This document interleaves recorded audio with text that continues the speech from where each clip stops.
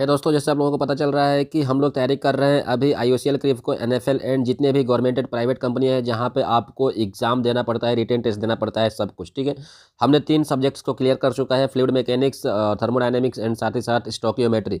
आज का जो टॉपिक है वो है हीट ट्रांसफर का। हीट ट्रांसफर के मेन क्वेश्चंस देखेंगे और साथ ही साथ उसको डिस्क्राइब करेंगे कैसे वो क्वेश्चंस का जो आंसर है वो फुलफिल कर रहा है। ठीक है, लेकिन उससे पहले आप चैनल पर नए होंगे तो सब्सक्राइब, लाइक एंड दोस्तों को जरूर शेयर कीजिए। साथ ही साथ सबसे पहले आपको जानना है कि अगर आपका इसको पीडीएफ लेना है तो आप मेरे टेलीग्राम पे जाकर के जुड़ सकते हैं। टेलीग्राम का लिंक डिस्क्रिप्शन में दे दूंगा, वहाँ से आप जाकर के इसको पढ़ सकते हैं अपने मोबाइल से भी। ठीक है, लेकिन चलिए सबसे पहले जो क्वेश्चन है दोस्तों वो है, यहाँ पे मैंने कुछ नोट्स लिखा हुआ है जिसको आप लोगों को जानना जरूरी है, क्योंकि ये क्वेश्चंस में बहुत अलग अलग क्वेश्चंस में अलग अलग मिलेगा और मैंने एक ही जगह लिख दिया है। तो सबसे पहला ये है कि कन्वेक्शन कन्वेक्शन किस रूल्स को फॉलो करता है। तो आपको पता है कि न्यूटन्स लॉ ऑफ कूलिंग। ठीक है, अब न्यूटन्स लॉ ऑफ कूलिंग का फार्मूला क्या होता है? न्यूटन्स लॉ ऑफ कूलिंग का फार्मूला होता है Q is equal to HA del T। H क्या है? फिल्म कोफिशिएंट है। ठीक है, हीट फिल्म कोफिशिएंट या फिल्म हीट ट्रांसफर कोफिशिएंट, आप जो भी बोल सकते हो। अब कन्वेक्शन में दो टाइप होते हैं, एक होता है फ्री कन्वेक्शन, दूसरा होता है फोर्स्ड कन्वेक्शन। फ्री कन्वेक्शन क्या होता है? फ्री कन्वेक्शन में आप कुछ नहीं कर रहे हो, एक गिलास में पानी रखे हो, गर्म पानी रखे और वो जो गर्म पानी है अपने आप ठंडा हो रहा है, तो वो हो गया एक फ्री कन्वेक्शन। ठीक है, फोर्स्ड कन्वेक्शन में आप क्या करते हो कि पानी को एक एजिटेटर लगाते हो और पानी को इससे हिलाते हो। आप एजिटेटर को चलाते हो जिससे पानी घूमता है और घूमने के चलते उसमें जो कूलिंग है वो फास्ट होता है। तो ये हो गया दूसरा फोर्स्ड कन्वेक्शन। फ्री कन्वेक्शन जो होता है वो डेंसिटी डिफरेंस के चलते होता है, जबकि जो फोर्स्ड कन्वेक्शन होता है वो आपका एक्सटर्नल फोर्स के चलते होता है, प्रेशर के चलते होता है। जो है कि आप बोल सकते हो डिफरेंस ऑफ प्रेशर के चलते होता है, जबकि जो फ्री कन्वेक्शन होता है वो डिफरेंस ऑफ डेंसिटी के चलते होता है। ठीक है, ये आपने 4-5 चीज़ देख लिया है कन्वेक्शन से रिलेटेड। अब आगे बढ़ेंगे और वो है कंडक्शन और तीसरा है कन्वेक्शन रेडिएशन। कंडक्शन जो है वो किस रूल को फॉलो कर रहा है? फोरियर्स लॉ को फॉलो करता है। सेम उसी प्रकार से जो रेडिएशन है वो किस लॉ को फॉलो करता है? स्टीफन बोल्ट्जमैन लॉ को फॉलो करता है। तो ये सभी चीज़ें जान गए, तो अभी हम चलते हैं क्वेश्चन पे। और जो पहले सबसे सबसे पहला जो क्वेश्चन रहेगा वो सामने रहेगा आपके कि a finger your finger sticks, आपका एक जो फिंगर है, फिंगर स्टिक्स मतलब जो भिंडी है, to an ice tray just takes from the refrigerator, which factor has more effect on this phenomena? एक your finger sticks to an ice tray to take, छोड़िए ये एक्चुअली ये दूसरा लेवल का है, ये में भी ना आए, लेकिन पढ़ लिए हैं तो देख लेते हैं। Your finger sticks to an ice tray just takes from the refrigerator, आपने रेफ्रिजरेटर से जस्ट फिंगर स्टिक्स को बाहर निकाला है, तो उसमें कौन सा फिनोमिना काम करेगा? विच factors will affect this phenomena? तो वो हो गया thermal conductivity of the tray.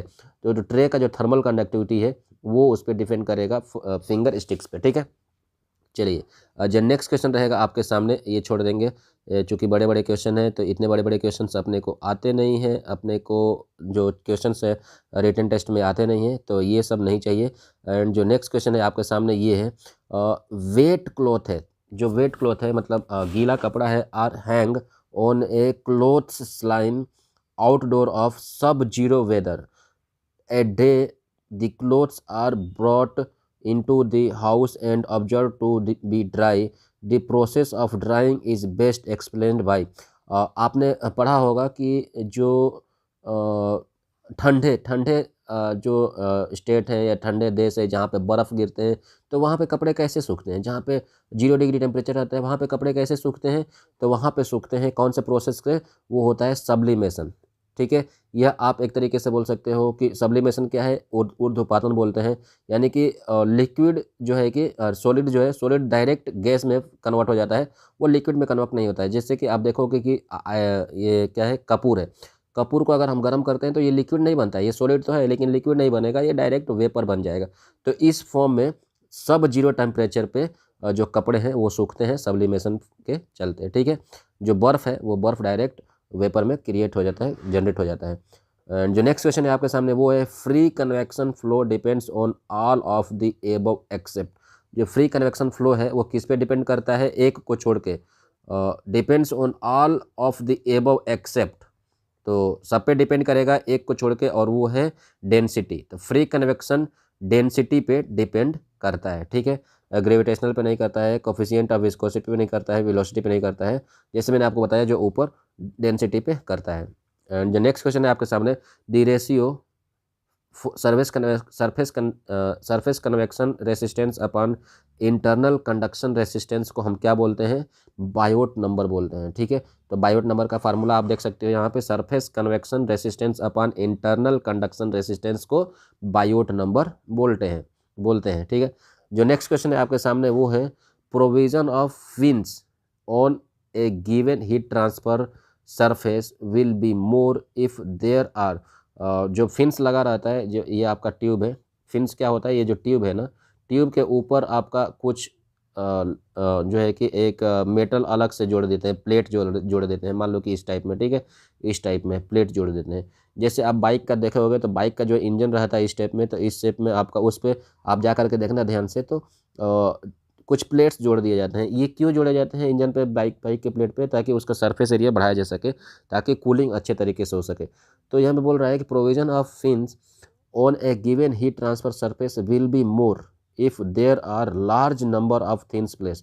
तो जितना ज़्यादा large number of thins plate रहेगा, उतना ज़्यादा हीट ट्रांसफर जो रहेगा वो ज़्यादा होगा। ठीक है, एंड जो नेक्स्ट क्वेश्चन है आपके सामने वो है, in free convection heat transfer transition from laminar to turbulent flow is governed by the critical value of Prandtl number and Grashof number.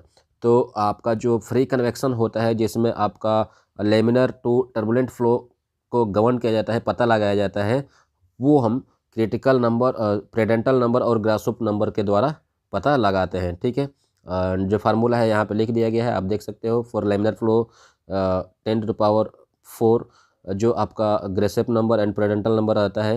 And यहाँ पे एक फार्मूला लिखा हुआ है, इसको आप याद करना चाहो तो याद कर सकते हो।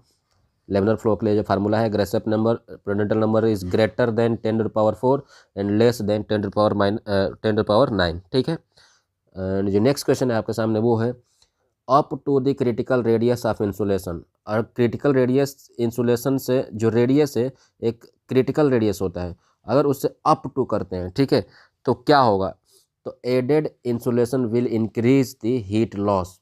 ठीक है, मतलब एक क्रिटिकल रेडियस से अगर हम ज़्यादा ऐड करेंगे, ज़्यादा इंसुलेशन लगाएंगे, ज़्यादा मोटा करेंगे, तो जो हीट लॉस होगा वो बढ़ जाएगा। आपको पता होगा, मैंने इस पर एक वीडियो बनाया था, आप उसको जा करके देख सकते हो, कोई भी कन्फ्यूजन हो तो। ठीक है, एंड साथ ही साथ नीचे कुछ क्वेश्चन है जो इंपॉर्टेंट है, मैं आपको बता देना चाहूँगा। थर्मल रेडिएशन जो है वो स्टेफन बोल्ट्जमैन लॉ को फॉलो करता है, और स्टेफन बोल्ट्जमैन लॉ का जो फार्मूला होता है, emissivity of black body is equal to sigma T⁴। Sigma की जो वैल्यू होती है 5.67 × 10⁻⁻8 वाट पर मीटर स्क्वायर, केल्विन का पावर 4 यूनिट के साथ में याद कर लेना अच्छे तरीके से।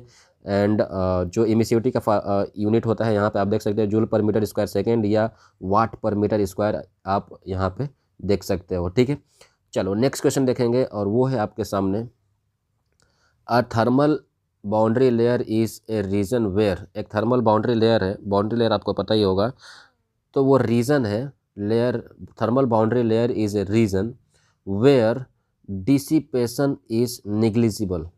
अपव्यय बोलते हैं हम उसको, डिसिपेशन, वो है निग्लिजिबल होता है। ठीक है, एंड जो नेक्स्ट क्वेश्चन है आपके सामने वो रहेगा, यहाँ पे रहेगा नेक्स्ट क्वेश्चन नंबर 12। बाकी छोड़ देते हैं, बड़ा है, उतना बड़ा आता नहीं है। हम चाहेंगे कि जो इम्पोर्टेंट है वही देखें। तो heat pipe is widely used nowadays because it acts as, जो हीट पाइप हम यूज करते हैं, क्यों यूज़ करते हैं, बिकॉज इट्स एक्ट एज, यह कंडक्टर और इंसुलेटर की तरह काम करता है। ठीक है, हीट पाइप याद कर लेना। एंड जो नेक्स्ट क्वेश्चन है आपका सामने यहाँ पे रहेगा, नेक्स्ट क्वेश्चन है यहाँ पे आपके सामने है, what happens when the thickness of insulation on a pipe exceeds the critical value. तो क्या होगा अगर हम जो इंसुलेशन का जो थिकनेस है क्रिटिकल वैल्यू से बढ़ा देते हैं, तो हीट ट्रांसफ़र रेट डिक्रीज हो जाएगा। ठीक है, तो जैसे मैंने आपको इसके पहले जो वीडियो क्वेश्चन था उसमें बताया था कि जब क्रिटिकल रेडियस से इंसुलेशन और बढ़ता है, तो रेट ऑफ हीट ट्रांसफ़र जो है, यानी कि आप बोल सकते हो हीट लॉस और भी ज़्यादा होने लगेगा, तो rate of heat transfer rate decreases. तो thickness of insulation on a pipe exceeds the critical value, it will decrease the rate of heat transfer. And जो नेक्स्ट क्वेश्चन है आपके सामने वो है in MLT theta system the dimension of energy conversion factor is. ये BTech level का है तो इसको ज़रूरत नहीं है। आप यहाँ पे देख सकते हो जो नेक्स्ट क्वेश्चन रहेगा आपके सामने यहाँ पे, ठीक है। ये देखो 22 नंबर का, heat is transferred by conduction convection and radiation in. जो हीट है कन्वेक्शन कंडक्शन और रेडिएशन के थ्रू होता है वो कहाँ पे होता है? बॉयलर फर्नेस में। इंपॉर्टेंट है, बॉयलर फर्नेस में तीनों कंडक्शन कन्वेक्शन एंड रेडिएशन तीनों हीट ट्रांसफर मोड यूज़ किए जाते हैं, ठीक है। नेक्स्ट क्वेश्चन है आपके सामने, heat is transferred from an insulated pipe to the surrounding still air by radiation. तो आपका जो हीट है वो आपका इंसुलेटेड पाइप है उससे अगर सराउंडिंग में जाता है, हीट लॉस होता है तो वो रेडिएशन के थ्रू होता है, यानी कि आप इसके अंदर स्टीम लेके जा रहे हो, ठीक है। अब स्टीम का अगर हीट लॉस होता है इसका मतलब स्टीम पाइप से बाहर निकल के एटमॉस्फेयर को गर्म करेगा। तो यहाँ पे आप देख रहे हो कि यहाँ पे आपका जो लॉस हो रहा है हीट पाइप से एटमॉस्फेयर में वो आपका रेडिएशन के थ्रू होता है। सिंपल है लेकिन इम्पोर्टेंट है, ठीक है। Assumption made in a Fourier's law is that the heat flow. जो एजम्पशन होता है फोरियर्स लॉ के लिए, सबसे पहला है स्टेडी स्टेट होना चाहिए और दूसरा है solid is in dimensional. Through a solid is in one dimensional होना चाहिए, ठीक है। तो A+B दोनों होना चाहिए आंसर में। और नेक्स्ट क्वेश्चन है आपके सामने 26 का, with increase in temperature thermal conductivity of water. अगर हम टेम्परेचर बढ़ाएंगे तो थर्मल कंडक्टिविटी क्या होगा वाटर का? में इंक्रीज और डिक्रीज डिपेंड अपॉन टेम्परेचर।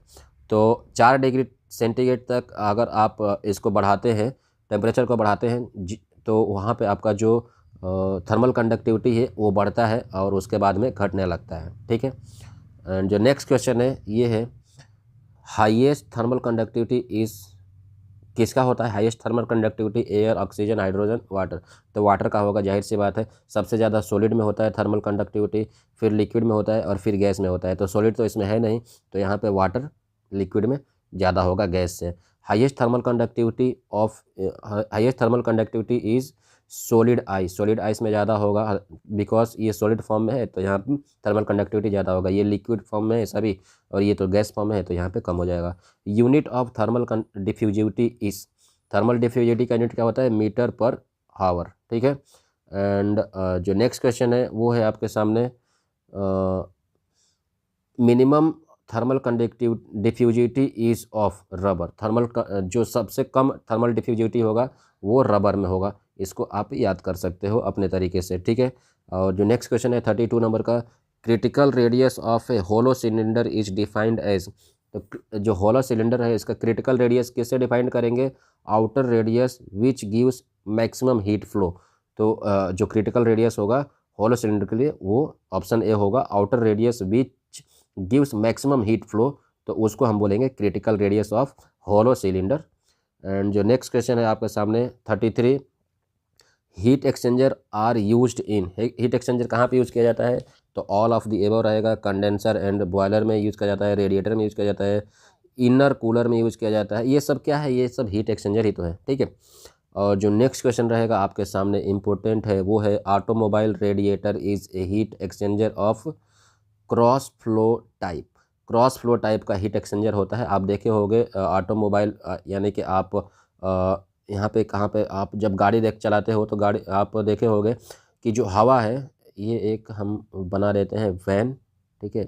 और यहाँ पे इसका रेडिएटर लगा रहता है जहाँ पे लोग आप देखे होंगे कि खुला रहता है, इधर से एयर आता है। तो ये क्या हो गया? ये एक तरीके का क्रॉस वाला हो गया, ठीक है। एंड जो नेक्स्ट क्वेश्चन है आपके सामने वो है, floating heads are provided in heat exchanger to.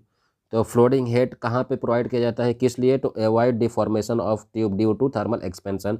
Easy है, ये क्वेश्चन हो गया। तो आप इसका जो PDF है आप पा सकते हैं अपने जो है कि टेलीग्राम में। तो वहाँ पे आप जाकर के ज्वाइन कीजिए। चैनल पर नए होंगे तो subscribe, like and share. This is Santosh Chauhan signing of.